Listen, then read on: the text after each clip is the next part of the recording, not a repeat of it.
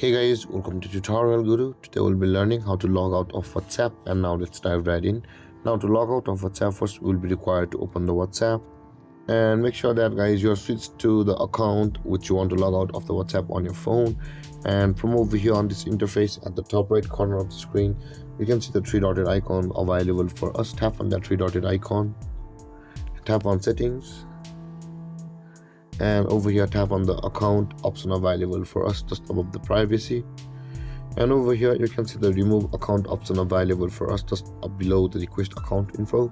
Tap on remove account and make sure where it says the remove from this device your phone number is correct. Tap on remove account, and after that your account will be removed from the WhatsApp on that phone, which means that you will be logged out, or your account will be logged out of the phone, out of WhatsApp on which you want to sign out. And with that being said guys, this is how to log out of WhatsApp.